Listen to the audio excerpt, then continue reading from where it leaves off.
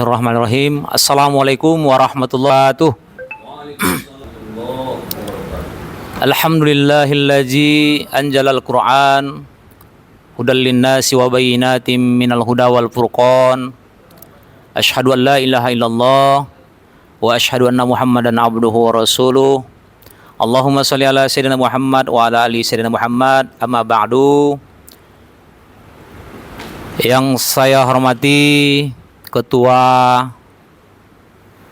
PM2 Mandau dan jajarannya, dan juga yang saya hormati para ustadz yang berhadir, YMBU, Ketua YMBU dan jajarannya, dan para ustadz yang berhadir di kantor YMBU Mandau. Pertama, marilah kita bersyukur kepada Allah Subhanahu wa taala, di mana Allah telah memberikan kepada kita nikmat yang tiada terhingga, berupa nikmat iman, kesehatan, sehingga kita bisa hadir berkumpul di kantor YMBU ini untuk membahas tentang materi khutbah kita pada hari ini, yaitu yang berjudul Syirik dalam Ketaatan. Mudah-mudahan pembahasan kita hari ini mendapatkan hikmah kepada kita semua, dan salawat dan salam semoga tercurahkan kepada junjungan kita Rasulullah Muhammad sallallahu alaihi wasallam. Allahumma shalli ala sayyidina Muhammad wa ala sayyidina Muhammad. Baiklah para ustadz dan guru-guru kami yang dimuliakan Allah SWT, akan kita mulai tentang materi pembahasan judul khutbah kita pada hari ini, yaitu, saya ulangi, judulnya adalah Syirik dalam Ketaatan, di mana syirik dalam ketaatan ini ada 3 pokok bahasan. Yang pertama adalah menjadikan orang alim sebagai robnya. Jadi banyak orang-orang dahulu umumnya, bahkan sampai zaman kita sekarang ini, orang-orang yang menjadikan robnya itu adalah selain daripada Allah Subhanahu wa taala. Lebih yakin dia kekuatan orang yang berkuasa, orang yang berilmu, daripada kekuasaan Allah Subhanahu wa taala. Ini pembahasan pokok yang pertama. Yaitu yang kedua, menghalalkan apa yang diharamkan oleh Allah Subhanahu wa taala.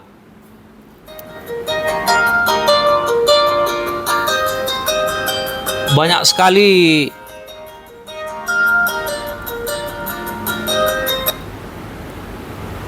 apalagi di zaman sekarang, demi untuk mendapatkan sesuatu untuknya sendiri, bahkan untuk orang lain, banyak manusia menghalalkan yang sudah jelas-jelas diharamkan oleh Allah Subhanahu wa taala. Artinya sudah bertentangan dengan Al-Qur'an, tapi demi untuk mencapai kesuksesan dirinya pribadi ataupun keluarga ataupun golongan, dia menghalalkan apa yang diharamkan Allah. Dan pembahasan yang ketiga adalah mentaati kepada selain Allah Subhanahu wa taala. Artinya taat kepada selain daripada Allah Subhanahu wa taala. Inilah pokok pembahasan kita yang harus kita kaji di pagi hari yang mulia ini. Adapun dalilnya adalah yang pertama surah At-Taubah ayat 31. Yang kedua surat Al-Baqarah ayat 22. Yang ketiga surat Al-An'am ayat 58. Dan yang terakhir adalah surat Asy-Syura ayat 58.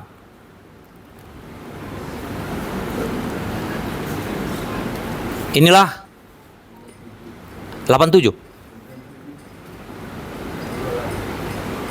ayat 58 kan? Asy-Syura ayat 58.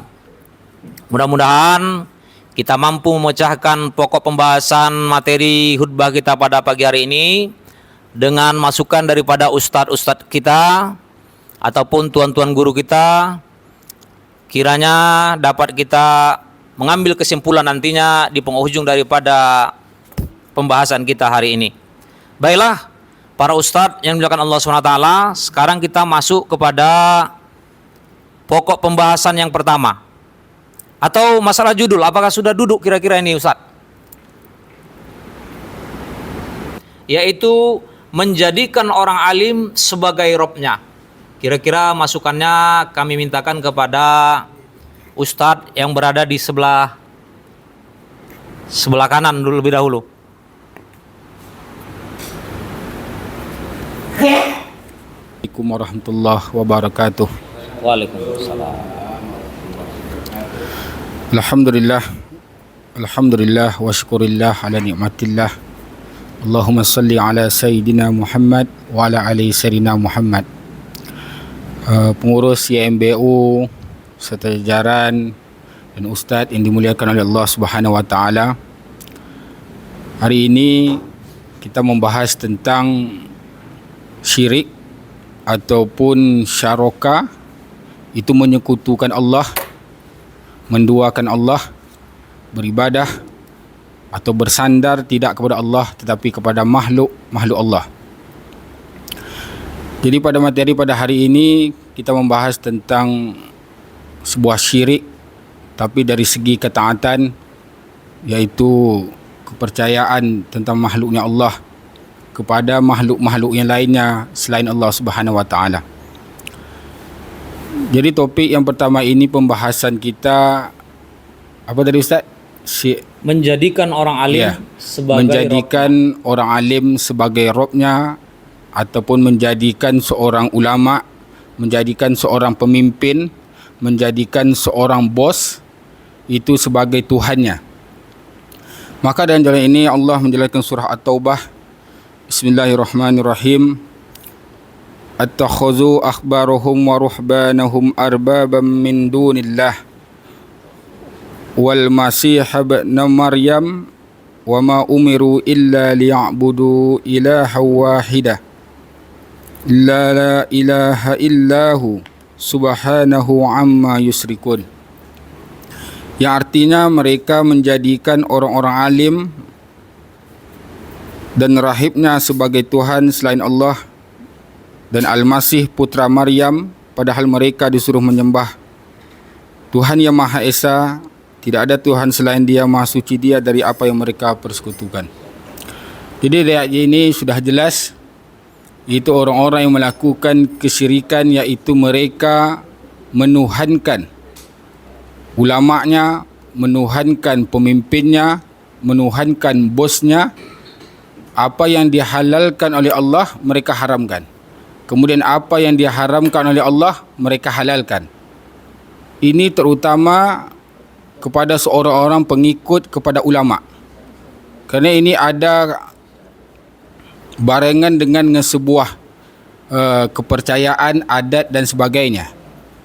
Contoh pada hari ini banyak orang yang menghalalkan riba mengikuti kata pemimpin. Banyak orang yang menghalalkan sesuatu yang bermaksiat, LGBT atau pernikahan yang beda agama. Mereka mencoba untuk menghalalkan itu melalui tangan pemimpin yang sebagian ada yang percaya.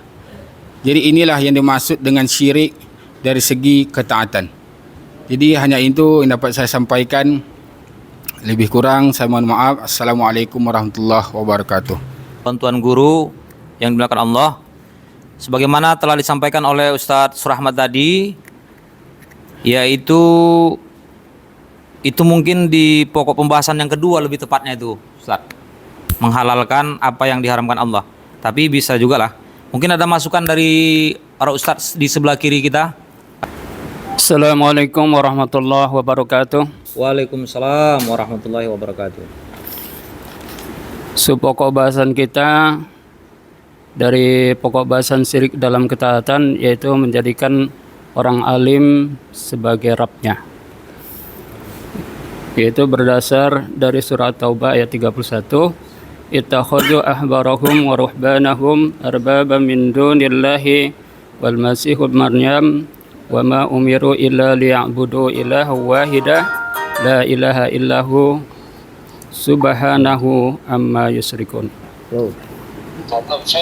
Ya, lagi apa? Mereka menjadikan orang-orang alim, yaitu orang Yahudi, dan rahib-rahibnya orang Nasrani sebagai Tuhan atau sebagai Rabb selain daripada Allah. Wa ma umiru, dan tidaklah aku menyuruh kecuali untuk menyembah Tuhan yang satu atau yang esa, tidak ada Tuhan selain Dia, subhanahu wa amma yasyrikun. Maha suci Allah dari apa yang mereka serikatkan. Lagi pokok pembahasan kan kita. Dalam satu sejarah kita bisa melihat bangsa-bangsa yang terdahulu, mereka itu menyembah para manusia atau orang-orang alim yang mempunyai satu kelebihan di dalam kehidupannya, yang doanya mungkin makbul, kemudian dimintai doanya, kemudian dipujanya, sekaligus generasi berikutnya menyembahnya.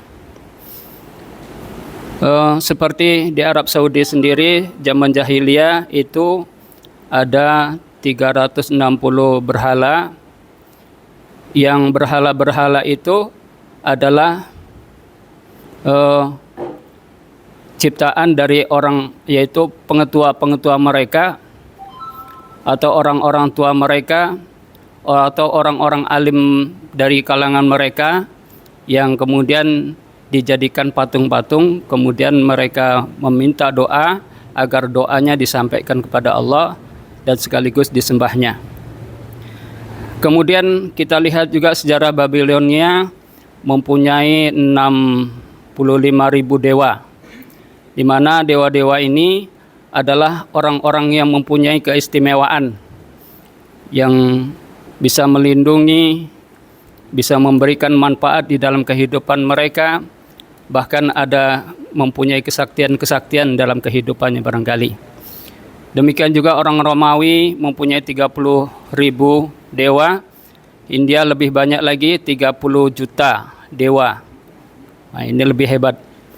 Kemudian orang Nasrani yang dianggap orangnya itu paling dekat dengan Allah, sehingga orang-orang pengikut-pengikutnya itu hanya taat kepada mereka agar doa-doa mereka dan segala apa yang mereka hajatkan dikabulkan melalui rahib-rahibnya.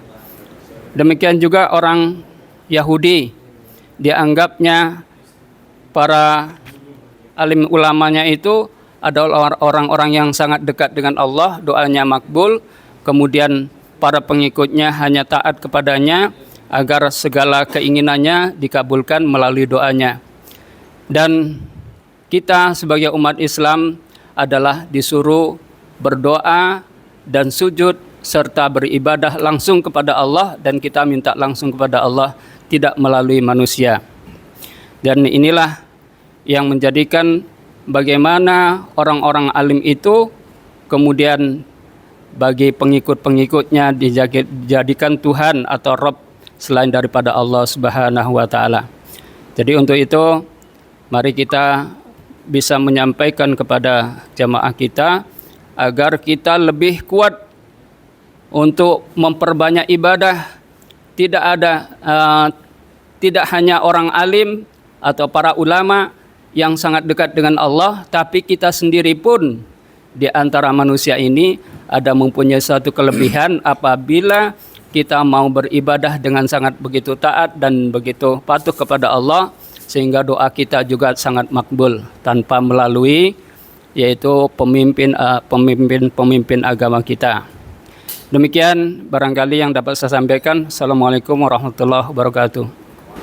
Itu kan? Ya, Orang Yahudi ya, Nasrani. dia Nasrani. Baiklah, para ustadz yang melakukan Allah SWT mungkin belum duduk nampaknya pembahasan kita di pokok pembahasan yang pertama ini, menjadikan orang alim sebagai robnya. Mungkin ada para ustadz yang sebelah kanan lagi untuk menambahkan. Kalau pembahasan pokok subjudul yang pertama, menjadikan orang alim sebagai robnya, sudah kita lewati. Masuklah kita kepada pembahasan pokok yang kedua, yaitu menghalalkan apa yang diharamkan oleh Allah Subhanahu wa taala. Kepada para ustadz kami persilakan untuk memberikan kupasannya. Assalamualaikum warahmatullahi wabarakatuh. Waalaikumsalam warahmatullahi wabarakatuh. Alhamdulillah, bersyukur kepada Allah, bersalawat kepada Nabi kita, Nabi mulia dengan mengucapkan Allahumma salli ala Sayyidina wa Maulana Muhammad. Baiklah, adapun judul kita pada Jumat kali ini yang berjudul syirik syirik dalam ketaatan. Yang kita bahas yang pertama sudah judul yang pertama sudah dibahas, yang kedua yaitu menghalalkan segala yang telah diharamkan oleh Allah, ya kan? Ya. Iya, betul, poin kedua kan? Yang poin ke satu udah kan? Nah, poin kedua yang kita bahas kali ini menghalalkan segala yang telah diharamkan oleh Allah Subhanahu wa taala. Tentunya sudah kita ketahui segala sesuatu yang telah diharamkan oleh Allah Subhanahu wa taala pasti mempunyai mudarat bagi kita semuanya. Dan sesuatu yang telah dihalalkan oleh Allah Subhanahu wa taala pasti banyak manfaat untuk kita semuanya. Tentunya telah dijelaskan di dalam surah Al-Baqarah ayat 22, Alladzi ja'ala lakumul arda firasyan was samaa'a binaa'a wa anzala minas samaa'i maa'an fa akhraja bihi minas samarati rizqan lakum fala taj'alu lillahi andada wa antum ta'lamun. Artinya Allah Dia telah menjadikan bumi sebagai hamparan bagimu dan langit sebagai atap, dan Allah menurunkan air hujan dari langit, dan Allah menghasilkan dengan hujan itu segala buah-buahan sebagai rezeki untukmu. Karena itu janganlah kamu mengada-ngadakan sekutu bagi Allah, padahal kamu mengetahui. Ayat ini sudah jelas menerangkan kepada kita tidak ada alasan bagi kita untuk mencari yang haram, karena Allah menciptakan langit dan bumi ini, dihamparkannya, di situ diturunkannya hujan, disitulah tumbuhnya tumbuhan yang bisa kita konsumsi, tentunya dengan cara yang halal. Itu saja dari saya. Ada penambahan dari teman-teman, dipersilahkan. Sebagaimana disampaikan oleh para pembina kita tadi, pokok pembahasan yang kedua menghalalkan apa yang diharamkan Allah, kita tinggalkan. Kita langsung kepada pokok pembahasan yang ketiga, yaitu mentaati kepada selain Allah. Kepada Ustadz, kami persilakan. Mentaati kepada yang selain Allah. Ini selain Allah ini dalam artian berarti yang terlepas dari rukun iman yang 6, ya kan? Allah, iman kepada Allah, Rasul, malaikat, kitab, qadar baik dan qadar buruk serta hari akhir. Artinya mentaati yang di luar daripada itu, iman kepada yang lain, bahwa kita mempercayai, mentaati aturan-aturan, koridor-koridor hukum duniawi yang tidak ada landasannya kepada Al-Quran dan Sunnah, kepada mendekatkan diri kita kepada Allah Subhanahu wa Ta'ala. Seperti contoh, kita mengidolakan seseorang, pimpinan, pemimpin, artis, orang yang berwibawa menurut kita pribadi, terutama generasi milenial kan, ada panutan-panutannya. Apakah dari kalangan orang beruang, ya kan, orang kaya, memiliki jabatan yang terpandang di masyarakat, bisa berbagi sehingga kita mengidolakan dan mentaati apa yang dibicarakannya. Apakah yang dibicarakannya itu berdasarkan Al-Quran dan Sunnah atau tidak? Secara membabi buta kita mengiyakan, siap. Seperti anak-anak muda sekarang menerima instruksi, siap. Tapi kita tidak tahu dalam artian bahwa siap itu seperti apa. Sehingga kita cenderung meninggalkan sesuai dengan perintah dari Allah dan Rasulnya, seperti itu. Sehingga di dalam surat Asy-Syu'ara ayat 97 dan 98 nanti dikatakan bahwa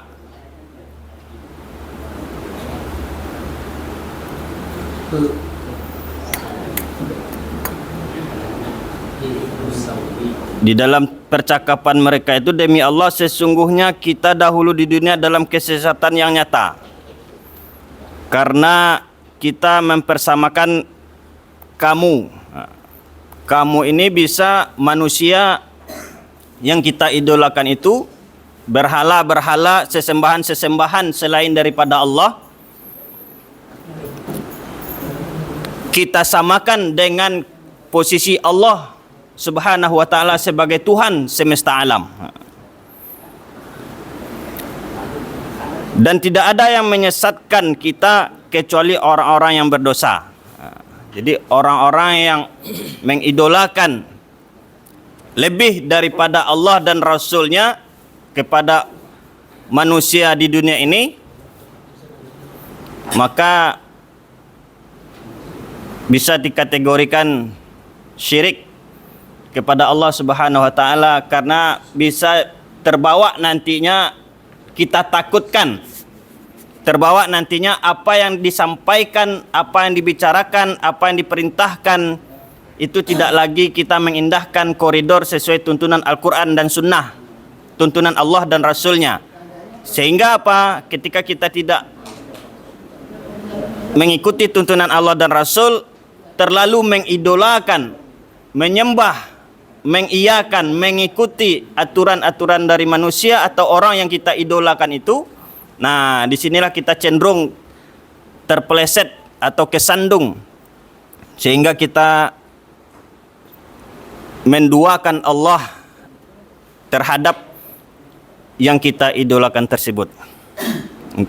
Terutama untuk generasi muda, ketika kita mengidolakan seseorang, cukuplah itu sebagai batas sewajarnya. Mungkin ada seorang mubaligh, ustadz yang kita idolakan, ceramahnya bagus, pemaparannya bagus, enak kita dengar, bisa mudah kita terima pembicaraannya, penjabarannya. Cukup kita amalkan sesuai dengan apa itu, dan tentunya harus sesuai landasannya. Poinnya itu aja, saja. Poinnya aja kita Ya. bahas. Poinnya, jangan sampai kita mentaati idola-idola kita itu melebihi daripada taat kita kepada Allah dan Rasulnya, sesuai dengan rukun iman yang telah kita pelajari selama ini.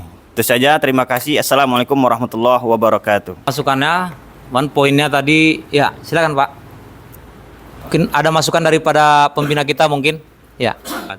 Barangkali bisa kita simpulkan dari pokok bahasan syirik dalam ketaatan. Kemudian ada beberapa sub judul. Barangkali kalau kita rangkum dari ketiga sub itu, intinya adalah mengkultuskan selain Allah. Yang mengkultuskan selain Allah, itulah intinya. Rasul sendiri pun tak boleh kita kultuskan. Rasul itu adalah sebagai Rasul, kita hormati tapi tidak dikultuskan. Ya, termasuk dalam ayat itu kan orang Yahudi itu kan mengkultuskan rahib-rahibnya itu, melebihi dari ketaatan kepada Allah. Jadi intinya dalam hal ini adalah mengkultuskan sesuatu. Nah, itulah intinya. Kalau sudah mengkultuskan selain Allah, maka itulah yang intinya syirik itu. Barangkali itulah kesimpulan barangkali dari 3 poin itu. Apalagi untuk Jumat ini waktunya kan terbatas. Jadi dengan mengambil ayat itu dan menjabarkannya dalam bentuk pengkultusan, itulah yang paling inti, yang paling perlu disampaikan kepada jemaah kita. Demikian, Assalamualaikum warahmatullahi wabarakatuh. Kepada Ustadz yang sebelah kanan, poinnya kan?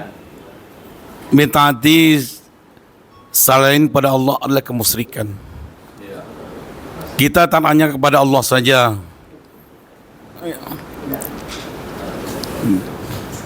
Selain pada Allah ada kemusyrikan. Jadi kita janganlah karena uang, karena harta kita taat kepada orang lain. Contohnya kita dalam pemilu ni kan, kita bisa menghambari, menjilat kepada pemerintah supaya dapat duit. Ya, itu bisa syirik. Kan kita syirik, kata barang siapa yang menghalalkan apa yang diharamkan Allah Subhanahu wa taala dan Rasulnya, dan juga mengharamkan apa yang dihalalkan Allah Subhanahu wa taala dan Rasulnya, itulah syirik. Ini sudah jelas kata hadis Nabi SAW. Jadi kata sahabat dan hadis sahih At-Tirmizi mengatakan, dan dalam katakannya, mereka tidak menyembah, tidak sujud kepada mereka, kepada orang tersebut, yang dalam ayat surat atau bait 31 tersebut. Memang ya, tetapi kamu apabila apa yang diharamkan dihalalkannya, yang dihalalkan diharamkannya, kamu mengikuti, kata Nabi SAW. Nah ini, jadi kita apa yang diadakan sekarang ini, apa yang diharamkan Allah Subhanahu wa taala, contohnya saja yang diharamkan Allah Subhanahu wa taala, contohnya ini seperti LGBT, ya, atau korupsi, rasuah. Ini diharamkan. Tetapi ada yang Allah kita haramkan. Contohnya poligami. Poligami dihalalkan oleh Allah Subhanahu wa taala, dibolehkan. Tapi banyak yang memandang sebelah mata, yang diharamkan. Sehingga sekarang ini para saudara, banyak orang-orang yang berselingkuh, ya, mencari istri-istri yang lain. Padahal Allah menghalalkan poligami tersebut. Dia lebih mencari yang di luar sana daripada istri yang halal. Jadi para saudara, kita ini, maka kata Islam mengatakan ayyuhallazina amanu khulu fis-silmi khafah. Maksudnya kamu berislam itu secara keseluruhan. Jangan setengah-setengah. Dia pergi solat dia rapi kayak ustaz, tapi di luar dia seperti bajingan. Ini korupsi juga. Dia pada saudara, maka itu yang penting sekali kita apakan bagaimana iman kita sempurna Allah Subhanahu wa taala. Ikut sunnah Nabi sallallahu alaihi wasallam. Kemudian itu kita Islam ni harus punya ilmu, ya. Kita kepada Allah dan Rasul punya ilmu supaya kita tahu mana hak dan yang batil. Kemudian para saudara, kita ni juga beramal itu dengan ikhlas. Karena Allah Maha ikhlas. Yang paling terakhir, yang penting dakwah. Dia sampai agama ini pada orang lain. Kalau kita enggak dakwah pada anak istri kita, terutama sekali kan, dia enggak tahu siapa Tuhan tersebut, Allah dan Rasulnya, enggak tahu undang-undang, tidak tahu dengan adab-adab dalam Islam. Oke, mungkin dah cukup, Ustaz. Bikinlah para saudara, mudah-mudahan kita semuanya taat pada Allah dan Rasul saja. Udah kita tangkap, Pak. Ya. Tapi mungkin Wassalamualaikum warahmatullahi wabarakatuh. Assalamualaikum warahmatullahi wabarakatuh. Saudara-saudara, sidang Pembahasan materi Jumat pagi ini yang dirahmati Allah. Kalau kita tilik dari judul khutbah kita nantinya, yaitu mentaati selain Allah, dengan bahasan yang pertama menjadikan rahib-rahib sebagai Tuhan atau Rabbi, kemudian menghalalkan dan mengharamkan apa yang diharamkan oleh Allah, dan ketaatan kepada selain Allah. Sebetulnya ketiga poin ini sudah termaktub di dalam surat At-Taubah ayat 31.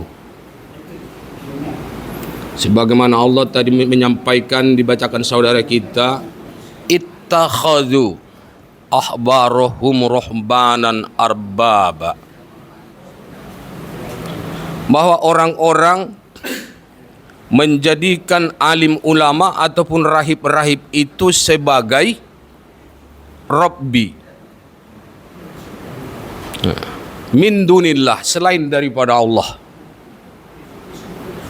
Bahkan lebih jauh daripada itu, jelas dikatakan di sini wal Masih ibn Maryam, dan juga Al-Masih putra Maryam. Padahal Allah menjelaskan wa ma umiru illa liya'budullah, bahwa jangan kita menyembah, kita hanya diperintahkan menyembah Allah subhanahu wa ta'ala.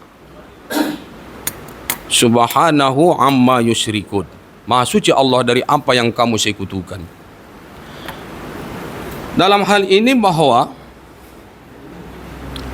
kita dapat melihat bagaimana orang-orang dahulu, bahkan sampai sekarang, mungkin juga nanti yang akan datang, orang-orang akan menjadikan alim ulama sebagai Rabbi mereka, menghalalkan yang halal, yang haram, dan sebaliknya mengharamkan yang halal. Satu ketika terjadi peperangan, Rasulullah sallallahu alaihi wasallam menangkap seorang wanita dan saudaranya yang laki-laki melarikan diri ke daerah Yaman. Namun wanita ini dibebaskan oleh Rasul dan kemudian diberikan hadiah. Maka dia datang kepada saudaranya mengajak masuk agama Islam, yaitu Adi bin Hatim dari Bani At-Tai. Kemudian ajakan itu dipenuhi oleh Adi bin Hatim, dan dia menemui Rasulullah sallallahu alaihi wasallam. Setelah bertemu, Rasulullah mengajak beliau untuk masuk Islam, sementara dia datang dalam beragama Nasrani dengan salib yang tergantung di lehernya terbuat dari perak. Kemudian Rasulullah sallallahu alaihi wasallam membacakan ayat ini, ittakhadhu ahbarahum ruhbanan arbaba.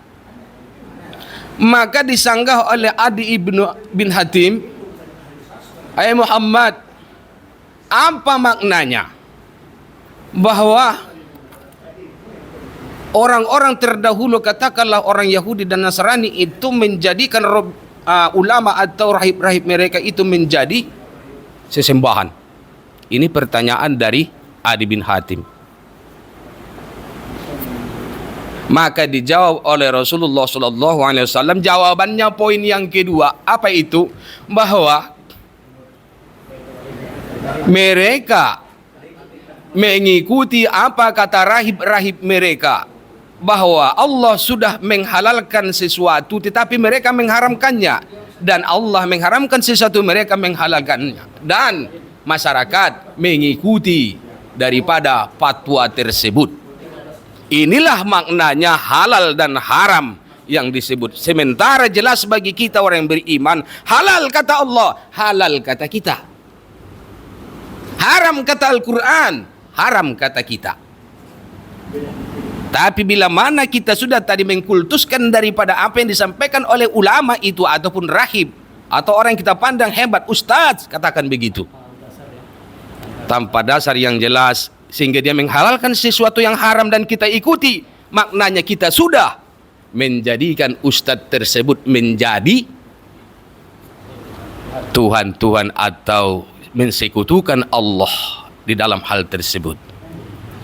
Jadi secara umum jelas bagi kita demikian, maka nanti dalam khutbah yaitu yang jadi pegangan kita yang terutama adalah surat At-Taubah ayat 31 tersebut dan makna yang lain, dan tidak akan terlepas daripada ini. Kalau masa dulu jelas orang itu asal ada yang hebat langsung dijadikan Tuhan. Katakanlah Uzair,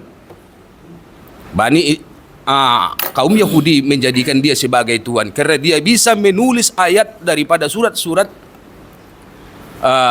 Taurat dan sesuai dengan aslinya. Sewaktu terjadi peperangan banyak ulama yang terbunuh, maka mereka menjadikan orang-orang bodoh pada masa itu menyatakan bahwa Uzair adalah putra Allah.